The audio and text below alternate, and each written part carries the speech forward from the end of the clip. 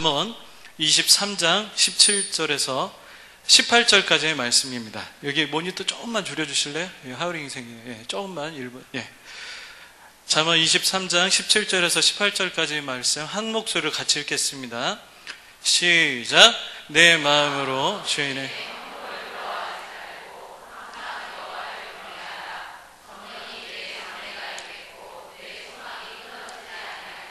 아멘, 아멘. 정령이보다 다시 한번 읽어볼까요? 정령이 시작. 정령이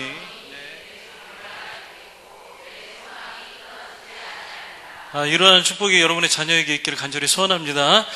먼저 주제를 나누기 전에 약간 우리가 자녀들을 바라볼 때 쉽게 하는 몇 가지의 착오점들에 대해서 점검하고 그것을 좀 내려놓는 시간이 되었으면 좋겠습니다. 이 기도라는 게 기도하는 사람의 자세와 태도와 생각이 굉장히 중요한 거거든요. 기도만 하고 그러면 다 기도하죠. 근데 이제 우리가 자녀에게 기도하면서 이런 좀 착오점이 있다라는 거예요. 착오 1번.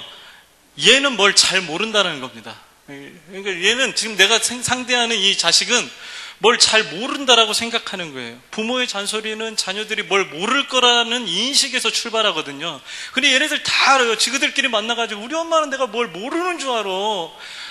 그렇게 하고 애가 어떻게 나오는지 그냥 물어봤는데 그냥 배꼽에서 나온다더라 이러면서 그때는 엄마 앞에서 하니까 자기는 이제 이해한다. 그래요? 하고 나왔지만 자기들끼리는 이상한 얘기 싹 다 하거든요. 이미 알 거는 다 알고 있는 백성들이란 말이에요.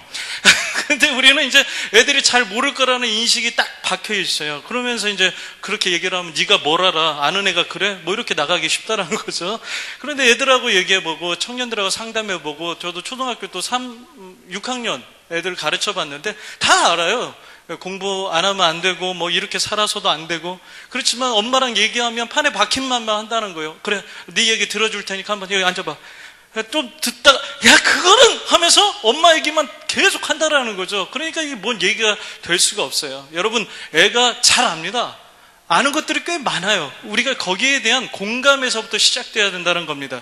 그래야 공감의 그 시작이 있어야 자녀에게 뭔가 말할 수 있는 힘이 생기는 거예요. 걔가 공감해주는 엄마의 말을 듣지 않겠습니까? 친구들의 말을 듣듯이. 근데 우리는 공감 자체를 안 하고 얘는 아무것도 몰라 하면서 잔소리부터 시작하려고 하니까 여기에서 이제 착오점이 생긴다는 거죠. 착오 2번, 당장 바뀌어야 된다.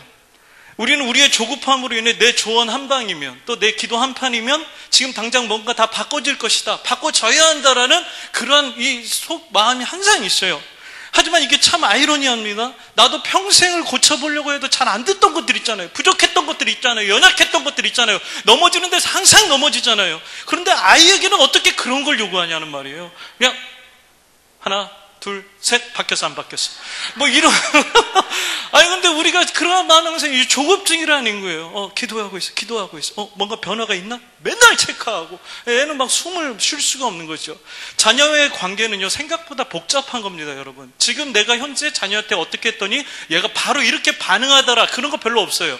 이미 그 전부터 자녀와의 소통이랄지 상처랄지 관계랄지 이런 것들이 쌓여가지고 지금 애의 어떤 반응이 나온다고 생각하시면 맞는 거예요. 지금 당장 내가 이렇게 했더니 얘가 그래. 아니에요. 이미 그 전부터 있어 왔어요. 그런데 그것이 폭발이 된다거나 또 이 애가 좋게 반응한다거나 이런 것들이 있다라는 거죠. 그러니까 자녀의 변화에도 좋은 관계 회복에도 분명히 어느 정도의 시간이 필요하다는 사실을 여러분은 받아들이셔야 된다는 거죠. 자녀를 대함에 있어서 여유가 좀 필요해요. 같이 한번 따라서 해봅시다. 시간이 필요하다. 여기에 대한 영상을 잠깐 보도록 하겠습니다. 그냥 승복할 거예요? 어떻게 할 거예요 오늘? 그럼 승복해 지금 어떻게 할 거야? 조금은 좀 50%, 30%는. 아니, 이 얘기로 50에서 지금 30으로 줄은 상태다. 네. 지금 나의 가수에 대한 꿈은. 그러면 안 될 것 같아요. 그러면 해결점이 안 되고, 제가 정말로 진심으로 말씀을 드리는 거예요. 제가 얘기하는 건 아버님 말씀대로 그렇죠, 공부를 열심히 해서 대학을 가서 연애 관련돼 있는 방송국에 취직해서 이렇게 작가분들이 될 수도 있고, PD님이 될 수도 있고, 기자분이 될 수도 있고, 관련돼 있는 사업이 너무 많은데 그러려면 이제 학교를 가야 하니까 거기에 하는 게 훨씬 더 낫지. 근데요, 저는 그렇게 생각해요. 네. 50%를 이제 접었다 라고 얘기했던 건데 오늘부로 해서 20 남았죠? 20 남았는데 우리가 불이라는 게 그렇잖아요. 마음속의 열정인데 그게 무슨 뭐 소화기 끈다고 해서 그렇게 되는 거예요. 그럼 아버님께서 그 20은 자연스럽게 소진될 때까지 좀 지켜봐줘야지. 야, 너 저기 한성호대에게 김구라가 있으니까 너 오늘부터 당장 때려쳐. 이거는 내가 봤을 때 아니란 얘기죠. 그러면 또 이 친구는 또 튕겨져 나가는 거예요. 그러니까 그걸 좀 지켜봐 주시라는 얘기예요. 제 얘기는. 그러니까 이런 합의를 아니에요?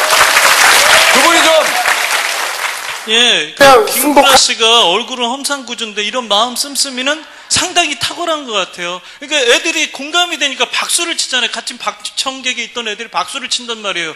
얘가 무슨 어떤 애냐면 대중가수가 되고 싶어요. 실력이 형편없어요. 마리아 이렇게 불러요, 노래를 방송에서. 그러니까 이 기획사 사장이 그럼 다 아니다, 이거 꼭 가수가 돼야 되냐, 그 연예계 관련 사업도 있지 않냐, 그러니까 대학 가서 그걸 하라고 했단 말이에요. 그랬더니 얘가 이제 막 그 얘기를 듣고 자기 이제 처지를 알고 50% 열정이 있었는데 30%로 줄였다고 하니까 많은 사람들, 우리도 똑같이 하죠. 야, 그렇게 얘기를 하면 안 돼. 지금 여기서 똑바로 결판이 났는데 네 실력이 다 드러났는데 지금 아직도 그따위 소리를 하고 있으면 뭐 하냐는 거 했을 때 김구라 씨가 이렇게 얘기를 한 거예요. 20%는 자연적으로 소진될 때까지 기다려줘야 된다는 거죠. 여러분, 우리가 기도하면서 이게 차고점이에요. 당장 바뀌어야 된다. 우리도 못 그러는데 어떻게 애들한테 그렇게 하세요? 내가 이렇게 우리에게 이런 여유가 없으면 기도 응답을 재촉하는 게 하나님께 뿐만 아니라 자녀들에게도 하는 거예요. 내가 이렇게 기도하는데 너는 왜 항상 그 모양이냐, 이런 마음이 있는 거예요. 오늘 어머니 기도에서 실컷 막 기도했어요. 딱 들어갔는데 애가 그 모양이야. 그러면 우리는 기도를 헛거했다고 생각을 해버리는 게 아니에요. 시간이 필요하다는 거예요. 자꾸 그러한 말이나 마음이 터져 나오지 않도록 여러분은 마음의 여유를 가지시기를 바랍니다. 기도는 빡세게 해도 자녀에게는 조금만 더 마음의 여유를 가지고 대하는 지혜로운 엄마가 될 수 있기를 주의 이름으로 축원합니다. 하지만 뭔가 이제 시간이 필요하고 인내하라고 한다고 해서 그런 기도를 하나 안 하나 뭐 또 똑같지 않느냐, 뭐 어차피 인내는 하는 거고 시간이 필요한 거고. 여러분, 기도의 능력 자체를 그렇게 해서 우습게 여겨서는 또 안 됩니다. 기도에는 분명히 능력이 있습니다. 반드시 어떤 일이 일어나게 되어 있어요. 여기 있는 사람이 간증거리예요. 간증이 상당히 많습니다. 근데 제 간증을 하면 자랑한다고 할까봐 말을 못 하겠어요. 은혜란 걸 굉장히 많이 받았던 사람이라 보니까 뭐 얘기를 했더니 목사님이니까 그랬다는데 오늘 저는 제 얘기는 안 하려고 합니다. 하여튼간에 이게 우리가 기도라는 것은요, 하늘에다 대고 외치는 메아리가 아니에요. 산에다 울리는 뭐 내 마음속 시원하라고 산에 올라가지고 야호 했는데 소리 지르니까 시원하다, 그런 개념이 아니에요. 듣고 계시는 누가 계시다? 하나님이 계시다라는 거예요. 하나님의 능력이 있으신 분이기 때문에 우리의 기도는 절대 헛되지 않습니다. 지난 비상 기도회 때에도 말씀드렸지만 제게는 백란이라는 제자가 있어요. 백란이요. 서울대 클래식 기타학과, 지금 아마 휴학 같은 걸 하지 않았으면, 작년에 졸업반이라고 했으니까 졸업을 했든지 아니면 뭐 휴학을 했으면 졸업반 계속 이겠죠. 이 친구를 제가 이제 여기 교회 제가 온 지 8년 됐으니까 그 전에 일산에 있을 때 만났어요. 중학교 때 만났습니다. 그 전까지는 기타의 기자도 몰랐던 애예요. 중학교 다닐 때는. 그런데 이제 제가 가면서 제가 좀 찬양 팀을 좀 지도하는 그런 교역자였거든요. 그러니까 찬양팀이 좀 활성화됐어요. 근데 거기 목사님 아들이 일렉기타를 좀 친단 말이에요. 근데 그것을 이제 그 오빠가 치니까 자기도 관심 있다가 옆에서 이제 치기 시작한 거예요. 그때 처음 기타를 만졌어요. 그러다가 이제 클래식 기타에 관심이 간 거죠. 이렇게 일렉기타 치다가. 근데 이제 클래식 기타까지 가서 얘가 어떠한 마음을 갖게 됐냐면 자신이 이걸 계속해도 좋겠다는 생각을 갖게 된 거예요. 하지만 고등학교 진학 때 완전 예고로 가자고 하니 이게 이미 늦기 시작해가지고 항상 이렇게 좀 빠져나갈 구멍은 둬야 되는 거잖아요. 그러니까 바로 그냥 예고로 가기에는 너무 그렇고, 그래서 인문계 고등학교 중에 음악학과가 있나 봐요. 그런 학교들이 있나 봐요. 그래서 이제 가까운데 그런 학과가 있다는 걸 알고 지원하려고 하니까 거기에 클래식 기타 학과만 없어요. 그러니까 이 엄마가 이제 아이가 뭔가 그래도 해보고 싶다고 하니까, 중학교 선생님은 자꾸 말려요. 얘가 공부를 잘하는데 왜 굳이 음악 같은 걸 시키려고 하느냐 그러는데, 엄마는 뭔가 얘가 거기서 비전을 봤다고 하니까 시키고 싶은 거예요. 근데 또 멀리 보내자니 얘 신앙이 떨어질까 봐 염려되고, 그래서 저하고 항상 그런 말씀들을 나누면서 기도를 하기 시작했다는 거죠. 그런데 여러분, 어떤 일이 벌어졌는지 아세요? 그 고등학교에요, 이 인문계 클래식 기타 학과만 없다고 그랬잖아요. 단 몇 개월 만에 처음으로, 그것도 이 백란이라는 아이 때문에 클래식 기타 학과가 생겨버렸어요. 예, 뭐 소름 끼쳐. 뭐 10년도 더 된 얘기인데, 지금도, 예. 에어컨 때문에 그런 거 아니에요? 자, 자, 물 좀 마셔야겠다. 어쩌면 정말 꿈 같은 얘기인데, 이게 내가 아는 애, 그것도 그냥 뭐 내 근처에 어떤 뭐 그런 애가 아니라 기도하던 애한테서 이런 일이 벌어지니까 안 믿을래야 안 믿을 수가 없는 현실이 되어버린 거예요. 아, 기도하면 현실이 되는구나. 역사가 일어나는구나. 불가능이 가능해 되는구나. 이런 일들을 제가 보게 된 거예요. 어떻게 생긴단 말이에요. 어떤 학과가. 근데 인문계 중학교를 나와서 이제 그 음악학과를 간 거기 때문에 오히려 다른 애들보다 등급도 높이 나와가지고 얘가 결국 그래도 서울대 기타 전공자가 됐고 지금 대학을 졸업하게 되었다는 것입니다. 저는 여러분의 자녀에게도 이런 일이 일어나기를 기도합니다. 이게 불가능에 가능해 된다는 거. 저는 항상 그것을 기도해요. 물론 우리가 눈으로 보여지는 어떤 기적만을 여러분 추구하면 절대로 안 됩니다. 내가 눈으로 보이는 어떤 현상만 따지면 안 돼요. 그냥 단지 스펙에 올리는 것이 전부가 되면 안 돼요. 하나님의 기도 응답은 우리 그러한 기적도 일어날 수 있겠지만 때로는 다른 부분으로도 오는 것입니다. 자녀의 마음에 올 수도 있고 성품에 올 수도 있고 자녀의 장기적인 플랜에 올 수 있고 내 자녀의 자녀에게까지도 올 수 있는 거예요. 기도를 너무 한쪽으로만 보지 마시라는 거예요. 그러나 중요한 것은 반드시 기도의 능력은 나타난다. 이것입니다. 이게 어떻게든 나타나게 되어 있어요. 하나님의 약속이거든요. 하나님의 약속이거든요. 제 아들 18번이 엄마의 기도예요. 누가 어머니 기도의 담당자 아들 아니랄까봐 맨날 이 세상에 뭐 엄마 마음 다 같은 마음. 길거리 가다가 싹트네와 이거 그리고 이제 곰 3마리가 한 집에 있어. 아빠는 맨날 뚱뚱해. 근데 하여튼 이 엄마의 기도하는데 걔가 하는 중에 막 도전이 되는 게 있어요. 나에게는 하나님의 약속이 있다. 예? 마가복음 11장 24절입니다. 함께 읽겠습니다. 시작. 그러므로 내가 너희에게 말하노니 무엇이든지 기도하고 구하는 것은 받은 줄로 믿으라. 그리하면 너희에게 그대로 되리라. 아멘, 아멘. 이 약속과 주님의 계획을 신뢰하는 저와 여러분이 되기를 소원합니다. 그렇다면 이제 구체적으로 이제 차고점에 대해서 얘기를 했는데 자녀를 위해 기도할 때 우리가 어떤 것들을 위해서 기도해야 될까? 물론 여러분 구체적인 여러 상황들이 있겠지만 저는 크게 3가지를 좀 가지고 올라왔습니다. 이걸 나누면서 함께 은혜를 이야기하고자 합니다. 1번, 좀 제목이 길어요. 기도할 때 단순히 무엇이 되기를 위해서만 기도하지 말고 그리고 그 다음 어떤 사람이 될 것인지에 대해서 함께 기도해야 한다. 좀 쓰기는 어려우시죠? 근데 굉장히 성경 공부를, 이 얘기 정말 많이 했습니다. 성경 공부를 같이 하던 집사님이 라디오에서 이런 이야기를 들으셨대요. 이렇게 한국에 비리가 많고 그렇게 정신이 똑바른 것 같았던 사람들도 어떤 위치에 가면 이상해지는 그러한 문화가 왜 일어나느냐. 여지없이 그런 사람들이 되잖아요. 막 학생 때 운동했던 사람도 막상 정치판에 뛰어들면 똑같은 사람이 되는 것 같고 우리가 왜 그러는가를 따져봤는데 분석해봤더니 이게 나왔다는 거예요. 우리가 무엇이 되길 위해서는 열심히 가르쳐요. 열정이 많아요. 그런데 막상 어떠한 사람이 되고 난 그 다음 단계에 대해서 아무도 가르쳐주지 않는다라는 거예요. 근데 원래는 안 그랬어요. 저 때만 하더라도 옛날에는 친구들이 입버릇처럼 제가 정치인이 되면 뭐 의사가 되면 환자들을 어떻게 하고 고치고 뭐 정말 환자의 마음까지도 치료하는 그런 아이가 되겠습니다. 제가 과학자가 되면 로봇을 만들어가지고 뭐 불쌍한 사람들 도와주고 막 그렇잖아요. 그러니까 뭐가 되고 나면이 있었어요. 항상. 안 그렇습니까? 기억 안 나십니까? 간호사가 되면 그러셨잖아요. 그런데 요즘은 안 그런 거예요. 의사가 되는 게 중요해요. 과학자가 되는 게 중요해요. 공무원이 되는 게 중요해요. 정치인이 되는 게 중요해요. 근데 막 공약도 막 남발하는데 근데 되고 나면 아무것도 하는 게 없어요. 그냥 그러고 끝이에요. 여기에 대한 그 심각한 얘기를 제가 라디오스타 G.O.D 박준영이 게스트로 나왔을 때 들었습니다. 이 G.O.D의 박준영 아세요?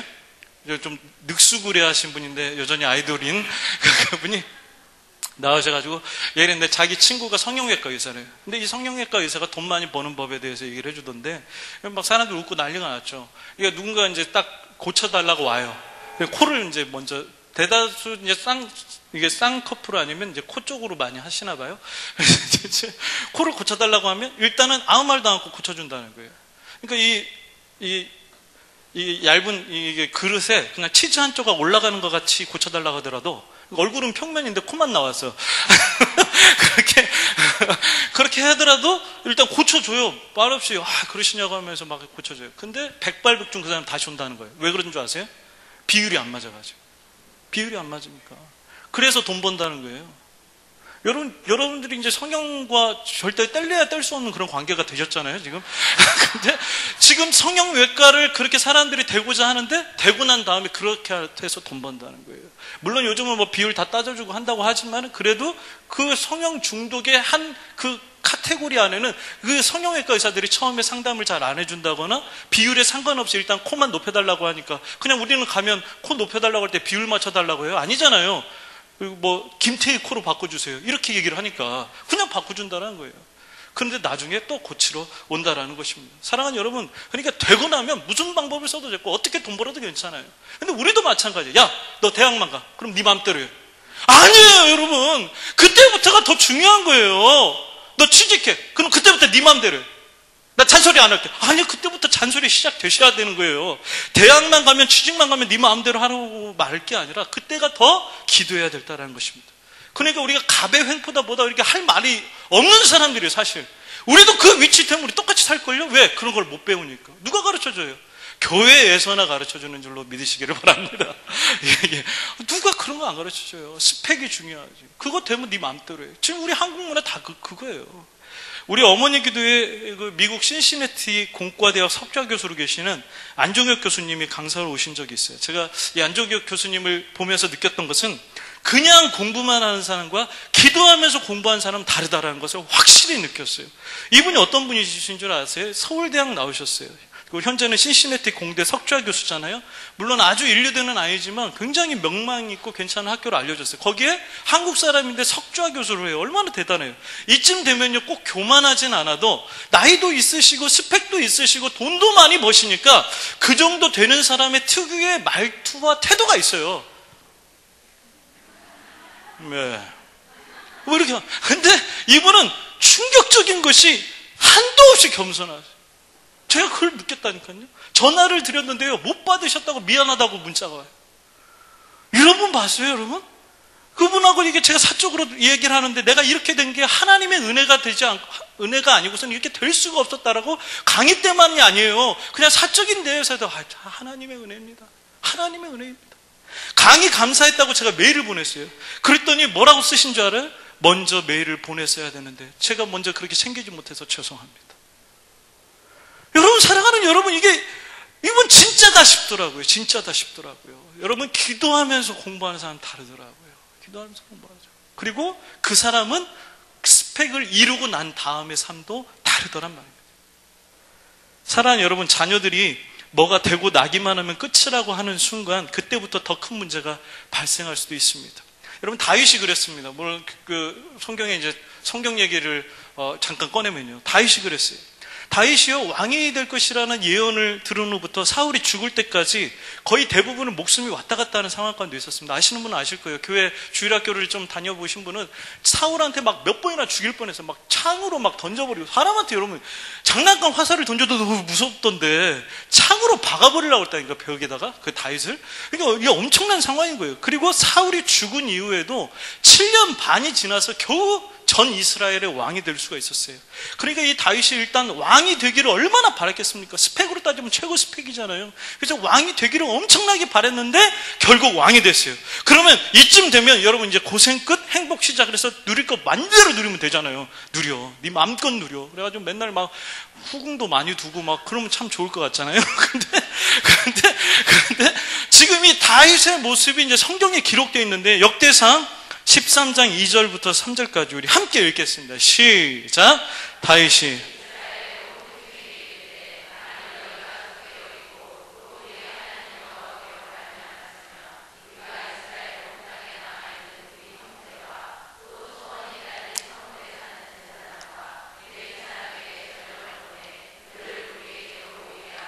우리가 우리 하나님의 궤를 우리에게로 옮겨오자. 예, 아멘. 여기가 중요해요. 하나님의 궤를 우리에게로 옮겨오자. 여러분, 그렇습니다. 그저 비전이 왕이 되는 것뿐이었으면 이제 왕이 됐어요, 안 됐어요? 왕이 됐잖아요. 스펙을 이루었단 말이에요. 그러면 사울처럼 하나님과의 관계를 쪼개도 되는 거예요, 사실은. 우리 많이 그러니까. 근데 이 다윗이 하는 행동을 보세요. 왕이 된 다음에도 비전이 있었던 거예요. 그래서 하나님의 궤, 하나님의 궤라는 건 뭐예요? 하나님의 말씀이에요. 하나님의 뜻이라고 생각하면 돼요. 그러니까 왕이 된 다음에도 이 백성을 하나님의 마음으로, 하나님의 뜻대로 다스리고 싶어하는 마음이 있었다는 거예요. 왕이 된 이후에도. 여러분, 이게 굉장히 중요한 겁니다. 아니, 궤를 가져와봤자 마음만 불편하지 왜 갖고 와요? 왕이 됐는데. 안 가져와도 돼요. 내 마음 불편하게 왜 가져와, 궤를. 근데 가져오잖아요. 예? 사랑하는 여러분, 이것입니다. 아이들이 뭔가 되고 난 다음을 가르치세요. 뭐 같은 다음을 위해서 기도하세요. 우리 나라가 그래야 소망이 있습니다. 안 그러면요, 가서 불법을 저지르면 할 말 없는 거예요. 왜냐하면 우리 자녀가 똑같이 그렇게 또 할 거기 때문에. 악플만 달면 뭐예요? 정치인들이 이렇게 못한다고 하면 뭐예요? 우리 자녀들이 얼마 후에 정치인이 될지 누가 알아요? 근데 똑같이 정치인이 됐기 때문에 연봉 많이 받고 또 퇴직하면 연금 받고 하니까 다 된다라고 여러분 생각하세요? 집안에 이름 올렸으면 됐다라고만 생각하세요? 아니에요. 그리고 그 다음이 중요합니다.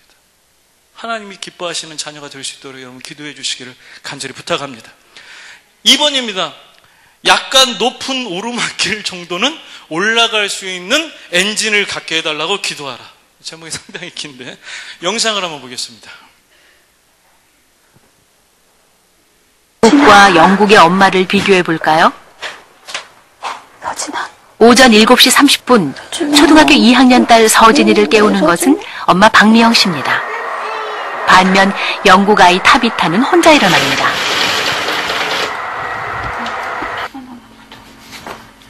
기상 이후에는 더 큰 차이가 납니다. 급한 마음에 엄마가 아이 발에 양말을 신겨줍니다. 그뿐만이 아닙니다. 엄마가 옷을 골라주고 입혀줍니다. 초등학교 2학년이지만 아직 엄마 눈에는 어리기만 합니다. 그래서 엄마가 도와주는 것이죠. 영국 아이 타비타는 혼자 양말을 신습니다. 옷은 아이가 직접 고르죠.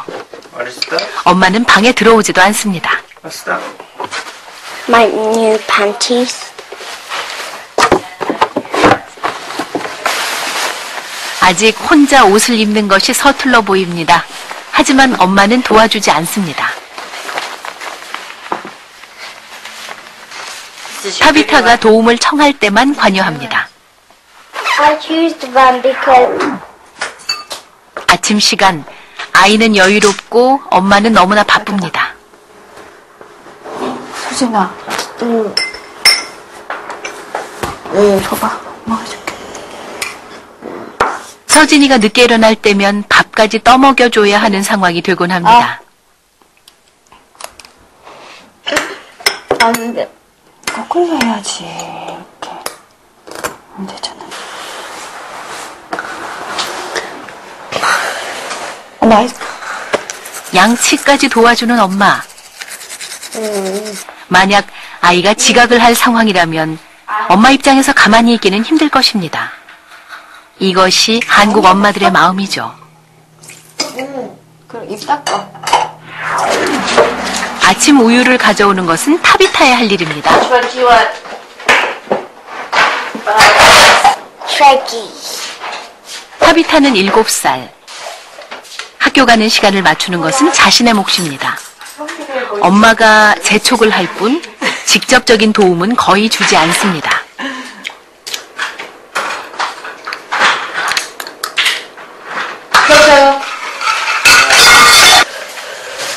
이미 오래전부터 습관이 돼서인지 아이는 제 스스로 밥을 먹고 양치질을 합니다.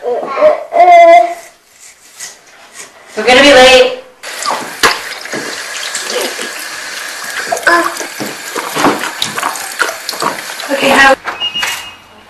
학교에 가기 전 짧은 1시간, 한국과 영국의 먼 거리만큼이나 두 나라 엄마의 모습은 너무나 다릅니다.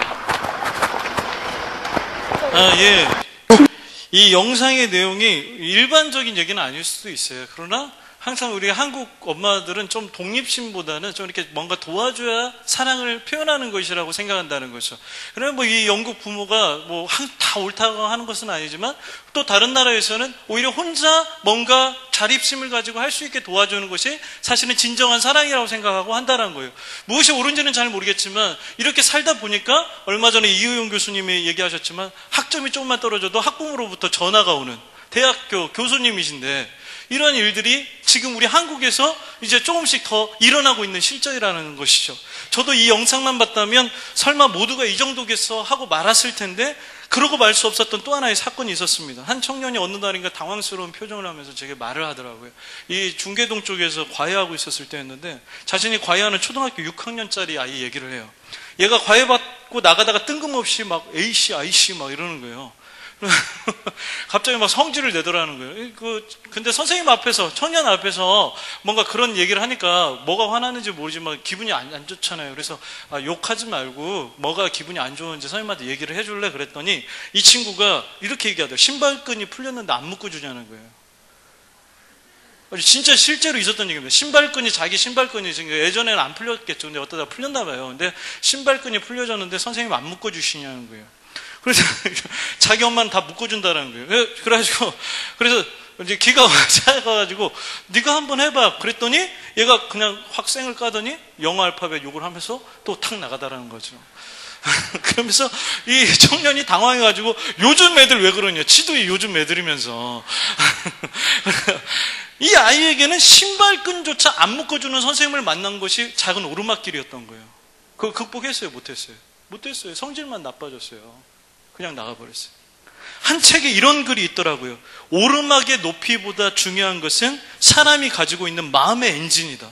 여러분 동의하십니까? 그러니까 엔진이 크고 강하면 오르막의 높이 따위와 별 상관이 없어요. 엔진이 크고 강하면 우왕 올라가 버리니까요. 근데 이제 아무리 낮은 오르막이라 할지라도 엔진이 안 좋으면 하다가 이제 못 올라가는 거잖아요. 그러기 위해서는 이 아이가 뭔가 할 수 있는 기회가 생겼을 때 스스로 하게 하는 게 굉장히 중요합니다. 그 세계 1, 2위 다투는 재벌가들은 그걸 가르쳐 준다잖아요. 애들이 어떻게 하면 재정을 잘 활용할 수 있을지. 그래서 돈을 다 안 준다잖아요. 뭔가를 하면 준다거나 이렇게 되는데 우리는 그냥 다 줘. 막 다 줘. 돈도 별로 없으면서 막 다 줘. 그러니까 이게 뭔가 스스로 할 수 있는 환경들을 좀 만들어주고 그것을 위해서 기도하면 나중에 역경지수라고 하는 것들이 올라갈 뿐만 아니라 스스로도 뭔가 독립심을 가지고 뭔가를 할 수 있는 아이가 된다는 것입니다. 기도에서 은혜는 엄마들이 다 받고 자녀들은 기도의 기자도 모르는 인생이라면 그건 별로 좋은 실정이 아니에요. 이무혜 목사님 그랬잖아요. 엄마들 와서 은혜는 다 받고 막상 애들은 기도할 줄도 몰라. 그건 잘못된 거라고 하더라고요. 오늘날 우리가 자녀들에게도 마찬가지예요. 어떠한 슬픔과 고난과 막 고통이 왔을 때 스스로 그것을 견디어내거나 기도로 극복할 수 있는 능력이 갖춰지지 않으면 엄마가 끝까지 쫓아다녀야 된다는 거예요. 그리고 그것은 진정한 사랑 표현이 될 수 없다는 것입니다. 2주 전쯤 오셨던 장 전도사님도 이런 격언을 들려주셨잖아요. 달걀은 자신이 깨면 병아리가 되지만 남이 깨주면 계란 프라이가 된다. 요즘 인터넷에 꽤 유명한 격언입니다. 이게 남이 깨주면 프라이가 된다는 거예요. 우리나라는요 좀 이상해졌어요. 스스로 학습법조차도 스스로 못하고 학원 가서 배워. 이상하잖아요. 스스로 학습법 있는 혼자 해야 되는 거 아니에요? 근데 스스로 학습법도 학원 가서 어떻게 스스로 학습법을 할 수 있는지를 배워요. 놀라운 이제 분위기가 돼가고 있는데, 여러분 지나친 관심과 지나친 돌봄은 아이를 계란 프라이 인생으로 밖에 살 수 없게 만듭니다. 그래서 작은 오르막도 올라갈 수 없는. 그래서 요즘 캥거루 자녀 많잖아요. 여전히 엄마가 30, 40대까지 자기 이 주머니 안에 키워야 될 수밖에 없는 그런 자녀들이 너무나도 많아지고 있다는 것입니다. 사랑하는 여러분, 자녀의 마음의 엔진을 위해서 기도하는 여러분이 되시길 간절히 소원합니다. 작은 오르막쯤은 올라가게 여러분들이 기회를 주시고 또 스스로 기도할 수 있는 법을 가르치는 게 매우 중요합니다. 이제 마지막으로 세 번째입니다. 이것은 한번 따라서 한번 해볼까요? 하나님의 가능성을 믿고 큰 그림을 그리며 기도하라. 예, 그렇습니다. 대부분의 자녀들은요 별로 안 보는 것 같지만 엄마 아빠 눈치를 굉장히 많이 봐요. 그래서 네 마음대로 해라는 말이 많이 두려운 겁니다. 저는요 엄마한테 놀러 가려고 하는데 엄마한테 놀러 가도 되는데 막 이렇게 싸울 때는 오히려 괜찮은데 나중에 엄마가 끝에 네 마음대로 하는 게 가장 무서웠어요. 그리고 그 말만 하시면 그냥 들어갔어요. 제 마음대로 도무지 할 수가 없었어요. 눈치를 안 볼 수가 없는데 마음대로 하라니까 멘붕이 오는 거죠. 그래서 벌써 아이들은요 취업 못하고 결혼 못하고 성적 떨어지면 누구 눈치 봐요? 엄마 아빠 눈치 봐요. 자기가 가장 괴롭고 힘들고 어려울 텐데 누구 눈치부터 봐요? 엄마 아빠부터 보는 거예요. 왜요? 엄마 아빠 실망하는 모습이 자꾸 떠오르니까. 그렇기 때문에 사실 여러분 자녀를 위해서는요 부모가 먼저 낙심하지 않는 게 굉장히 중요합니다.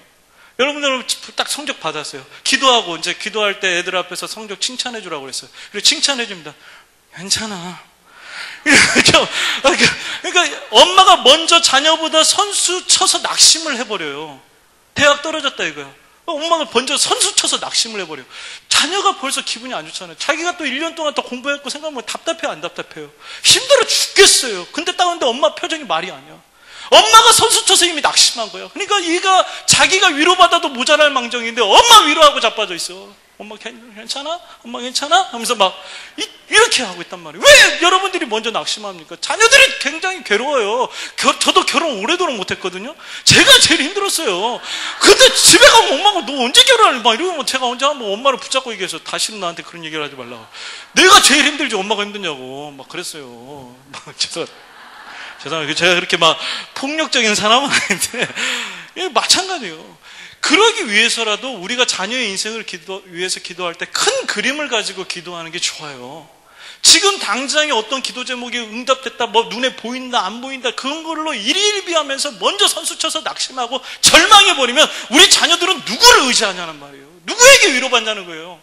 그러니까 친구들하고 집에 안 들어오고 헤매고 다니는 거 아니에요. 왜? 집에 위로자가 없어. 자신을 따뜻하게 좀 사랑의 손길로 만져주는 사람이 없어. 너 취직 언제 할래? 너 결혼 언제 할래? 그렇게만 얘기를 하는 거예요. 자녀들은 어디 가서 위로를 받아요? 어디 가서 위로를 받아요? 그러니까 엄마가 너무 선수 쳐서 그렇게 얘기하지 말라고요. 먼저 선수 쳐서 낙심하지 말라. 자녀들은 눈치를 보게 되어 있어요. 그러기 위해서는 엄마들이 먼저 큰 그림을 보셔야 됩니다. 자녀의 큰 인생을 그리며 기도해야 되는 거예요. 미랄 복지재단 김혜영 본부장님에 대한 간증을 여러분 들으셨잖아요. 아빠가 아들이 아니라고 딸이라는 이유로 내팽개쳐 버렸어요. 그랬더니 얘가 떨어져가지고 척추 장애자가 돼서 지금까지 키가 134cm밖에 안 돼요.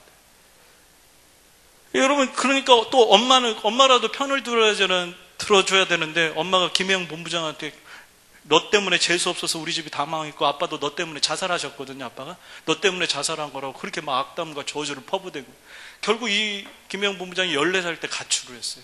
여러분 14살 때 가출을 했으면 여러분 그 인생이 얼마나 비참한 거예요. 키는 그때는 더 작았을 거 아니에요. 지금 다 큰 게 134cm니까. 여러분 이 사람이 나가가지고 그럼 14살 때 가출했으니까 더 이상 엄마의 그 저주를 안 퍼부은 것을 안 듣게 되니까 상관없어요? 아니잖아요. 그 14살 때까지 들었던 그 지옥가도 같은 것이 계속 이 머릿속에 맴돌 거 아니에요. 이게 무슨 악성 세균이라도 되는 것 마냥 떠돌아다니면서 자기의 인생을 괴롭힐 거 아니에요. 나는 안 돼. 나는 안 돼. 나 때문에 아빠 죽었어. 나 때문에 우리 가정이 망했어. 이런 거 생각할 거 아니에요. 그런데 이 본부장님이 좋은 것을 꿈꿀 수는 있겠습니까? 그런데 이 분이 하나님을 만났어요. 할렐루야. 하나님을 만났어요. 어떤 일이 생겼냐면 평생 도움을 받아야 할 처지에 있을 것 같은 사람이 누군가를 돕겠다고 선교사로 자원하고 그리고 결국은 미랄 재단, 여기 장애우들 섬기는 재단 아니에요. 그 복지재단은 본부장까지 되셨습니다. 그리고 지금 이분이 돈이 없을 거 아니에요. 그렇게 막 돈이 많지는 않은데 여기 콜롬비아대에서 전액 장학금을 받으며 사회복지학을 공부하게 되셨다는 간증을 들었어요. 사랑하는 여러분, 그러니까 지금 자녀의 인생에 대해서 어떻다 저떻다 미리 점치지 마요. 미리 예단하지 마요. 하나님의 가능성을 믿으시는 여러분들에게 간절히 축원합니다. 그걸 믿고 기도해야 먼저 선수쳐서 낙심하지 않는 거예요. 대학 떨어졌다가 아니요, 전체 인생을 보셔야 되죠. 기도 응답이 물론 지금 당장 되는 것도 있어요. 누군가를 보면서 비교하면서 마음이 아플 수도 있죠. 그러나 내 자녀가 제일 힘든 거예요. 여러분, 자녀가 잘 되는 걸 꼭 내 눈에 흙이 들어가기 전에 봐야 직성이 풀립니까? 물론 그러면 좋겠지만 저는 그렇게 생각 안 해요. 내가 기도해 줄 수 있을 때, 내가 자녀를 위로해 줄 수 있을 때 내 자녀가 실패 많이 했으면 좋겠어요. 고생 많이 했으면 좋겠어요. 그래서 그렇게 해서 왔을 때 위로해 주고 내가 너를 위해서 손 붙잡고 기도해 주겠다고 하고 싶어요. 그리고 내가 죽었을 때 차라리 그때 겸손을 배우고 하나님을 경외하는 법 배워서 신실하게 성공하기를 간절히 소원합니다. 네, 그런 마음이에요. 어떻게 내가 살아있을 때만 기도 응답이 돼야 그게 응답이에요. 그러고 나서는 애들 막 살아도 돼요? 아니거든요. 오늘 내가 살아있을 때, 내가 기도할 때, 내 자녀의 어떤 성적 떨어지면 일희일비하지 마시고, 취업을 하지 못하고, 지금 걔네들이 제일 힘들어요. 지옥 같대요. 어떻게 입사를 해도 100번씩을 내고 200번씩을 내도 안 되는데 누가 제일 힘들어요? 걔네들이 제일 힘들어요, 여러분. 붙잡고 기도해 주셔야죠. 나는 너를 향한 하나님의 계획을 믿는다. 너 많이 힘들지? 엄마 괜찮아. 엄마는 진짜 괜찮아. 엄마도 하나님의 큰 계획과 가능성을 믿고 너를 위해서 기도하고 있어. 아들아 힘내, 딸아 힘내. 그런 말을 해주는 그런 엄마들이 되시기를 주의 이름으로 간절히 축복합니다. 말씀을 정리하겠습니다. 이것을 위해서 기도했으면 좋겠다고 몇 가지 말씀드렸는데, 첫 번째, 기도할 때 단순히 무엇이 되길 위해서만 기도하지 말고, 그리고 그 다음에 어떤 사람이 될 것인지에 대해서 함께 기도하는 여러분이 되기를 바랍니다. 두 번째, 약간 높은 오르막길 정도는 올라갈 수 있는 마음의 엔진을 갖게 해달라고 기도하시기를 바랍니다. 세 번째, 하나님의 가능성을 믿고 큰 그림을 기도하시는 여러분이 되시기를 바랍니다. 아무쪼록 이제 오늘 종강인데 방학 중에도 이 큰 기도 제목을 가지고 또 그 다른 기도 제목들을 가지고 더 열정을 가지고 주님 앞에 기도하는 저와 여러분이 되었으면 좋겠습니다. 함께 찬양하고 몇 가지 위해서 또 기도하고 마치겠습니다.